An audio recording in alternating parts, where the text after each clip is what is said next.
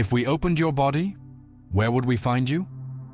The question sounds absurd until you actually try to answer it. We could begin with your skin, cut through it, and beneath it we would find blood, fat, muscle, nerves, vessels, tissue. Go deeper, and we would encounter organs working silently in the darkness.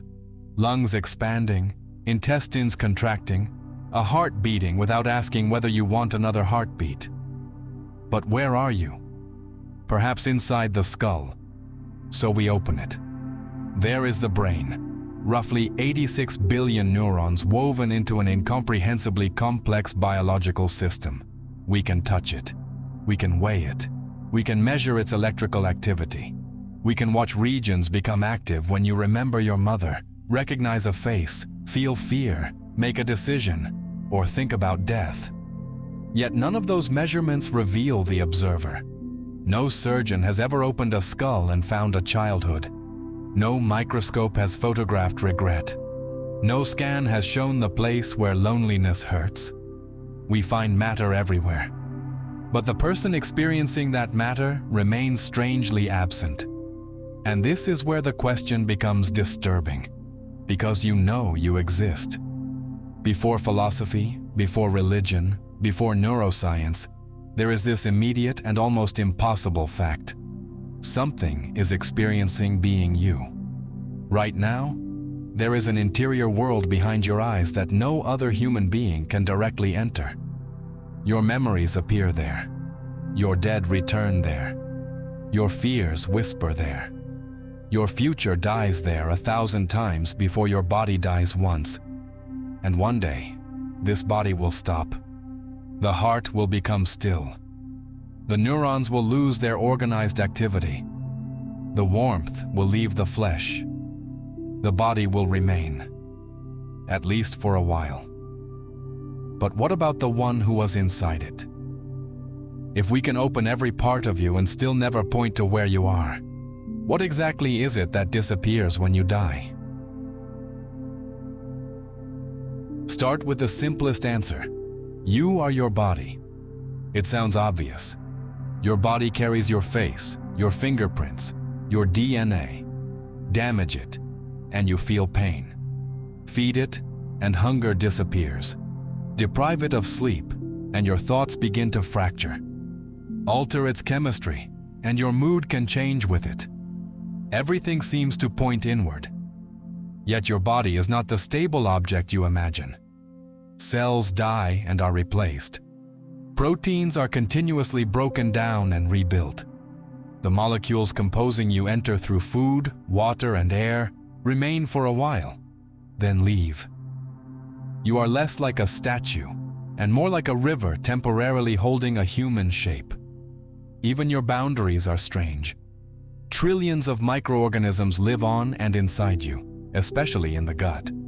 They participate in digestion, metabolism, immunity, and other processes necessary for the organism you call me to function.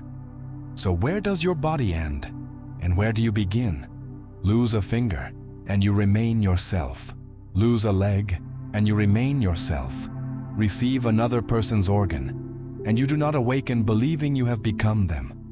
Piece by piece, the body can be altered while something seems to preserve the continuity of being you.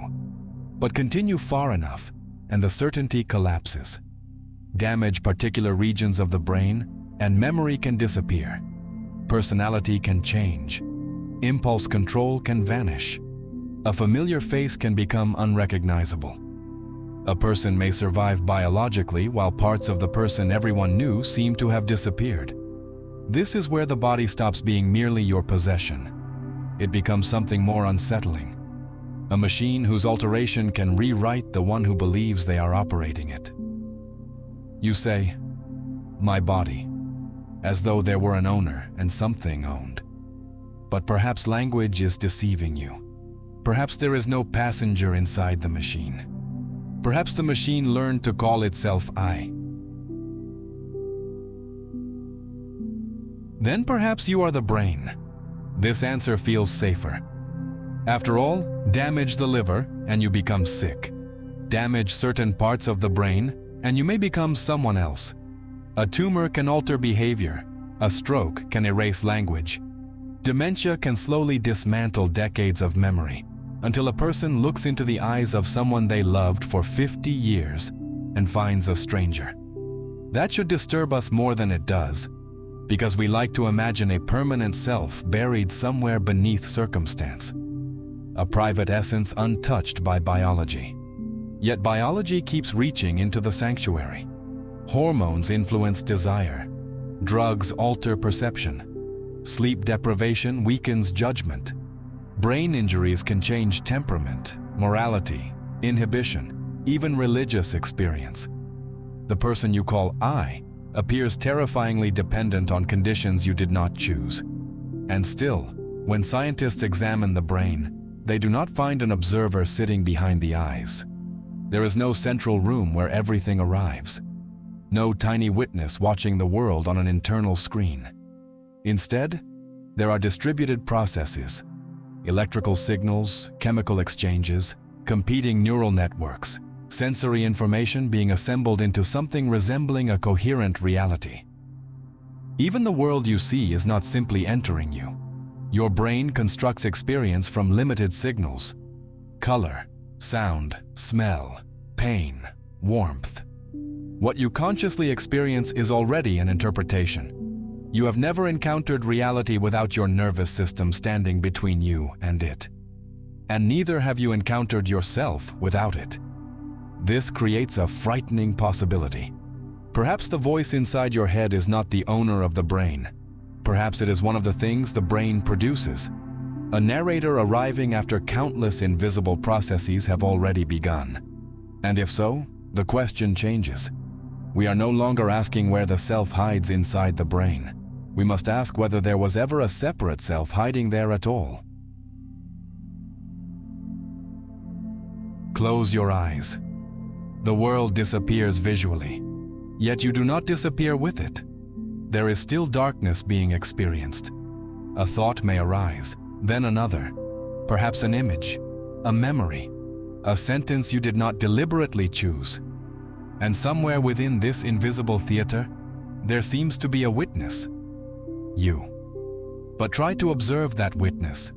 You can observe your thoughts, so you are not simply a thought.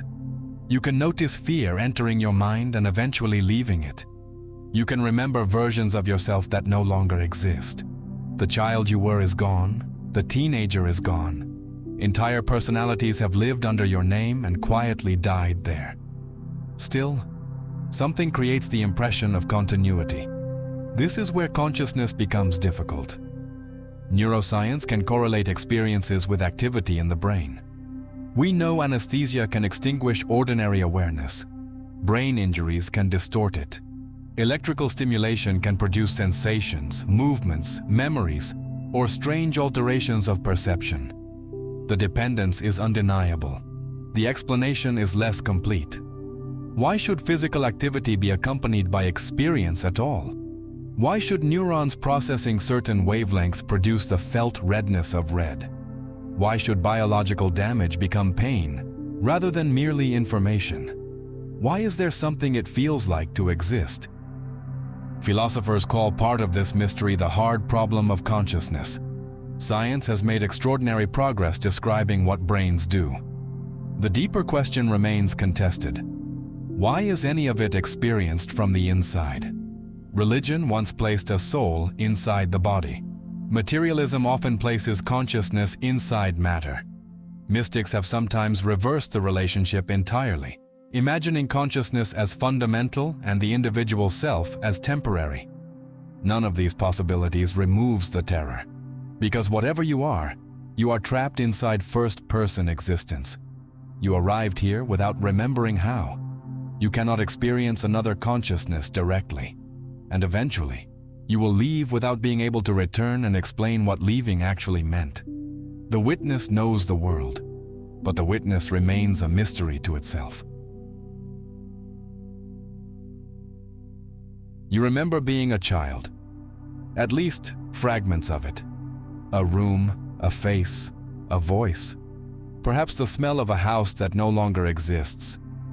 You look backward and say, "That was me." But what exactly connects that child to the person reading these words? The body changed. The brain changed. Your beliefs changed. Desires disappeared. People you once considered essential became memories you rarely visit. Even memory itself cannot fully rescue you. Human memory is reconstructive. Each act of remembering can modify what is remembered. Details disappear, distort, merge with later knowledge. Your past survives inside you imperfectly, and most of it does not survive at all. Think about yesterday. You were conscious for thousands of moments, yet only a tiny fraction became memories you can deliberately retrieve. Where did the rest of that person go? Maybe this is what we refuse to understand about death. We have been disappearing our entire lives. The 5-year-old you did not survive intact. Neither did the 15-year-old.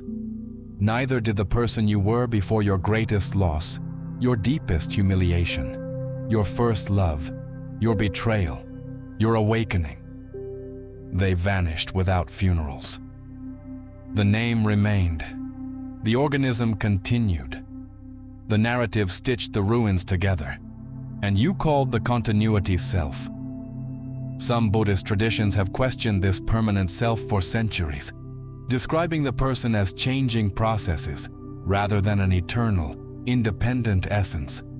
Modern neuroscience does not prove Buddhism, but it makes the old intuition harder to dismiss. Perhaps identity is less like a hidden jewel and more like a flame. It appears continuous, although its material is constantly changing. Then the frightening question is no longer whether you will someday cease to be yourself. You already do, slowly, silently, every day. Death may simply be the moment when the universe stops replacing what it has been taking from you all along.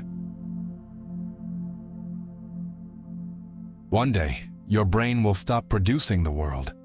The room may still exist. People may stand around your body. Rain may strike the windows. Cars may continue moving through distant streets. Somewhere, someone will laugh at precisely the moment you die.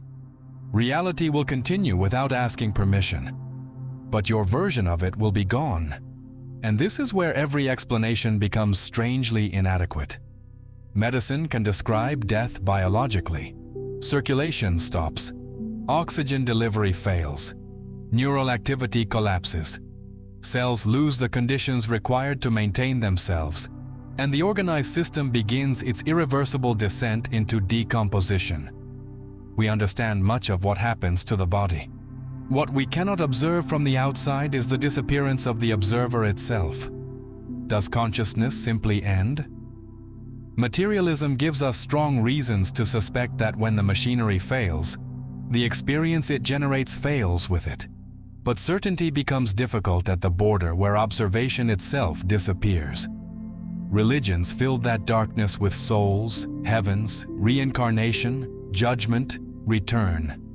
Mystics sometimes describe death as dissolution, the drop returning to an ocean it mistakenly believed it was separate from. Perhaps. But desire is not evidence. Fear is not evidence either. The universe owes us neither immortality nor annihilation. And that may be the most uncomfortable position of all. We do not know. You entered consciousness without remembering the entrance. Every night, in dreamless sleep, hours can vanish without being experienced as hours. Then awareness returns, and the story resumes. I am here. Until someday, it may not. Your body will remain for others to identify. Your name will remain in photographs, messages, documents, memories. People will point toward what is left and say, that is them. But if we open that body, the ancient question will remain unanswered. Where did the one who knew they were alive go? So let us return to the original question. If we opened your body, where would we find you? We could search every organ, map every nerve, separate the hemispheres of your brain, examine its folds, trace its electrical signals, reduce its chemistry to molecules and its molecules to atoms. We would find everything from which you are made. And somehow, we would still not find you. Perhaps that is because the question itself contains an illusion. Maybe you are not a thing located somewhere. Maybe you are an event, a temporary arrangement of matter that became capable of looking at itself and asking why it was here. For a brief interval, the universe organized itself into your eyes. It saw, it suffered, it remembered. It became afraid of ending. Then it gave that temporary arrangement a name and spent decades defending it from the inevitable. Maybe there is a soul. Maybe consciousness belongs to something deeper than matter. Maybe death opens a door our instruments cannot detect. Human beings have whispered such possibilities beside graves for thousands of years. We should not mock the mystery, but we should not confuse our hunger for continuation with proof that continuation exists. Perhaps there is something beyond death. Perhaps there is nothing. And nothing is almost impossible to imagine, because every attempt to imagine it secretly places an observer inside the emptiness. That is the trap. You can imagine your funeral. You can imagine your body decaying. You can imagine centuries passing after your death. But you cannot imagine your own absence without remaining present to witness it. So perhaps the deepest mystery was never death. It was this. Against impossible odds, matter became conscious here. For a moment, something opened its eyes inside the darkness and said, "I am." You are that moment. Temporary, unexplained, already disappearing. And someday the body will still be here, but the question will no longer have anyone inside it to ask. If these questions make you see existence differently, stay close. Members already have access to 100+ exclusive videos, and right now, there's a 1-month free membership trial available. Joining or using Super Thanks helps keep this work alive. But simply watching, sharing, and coming back already means more than you think. If this channel gives something to you, consider becoming part of what keeps it going.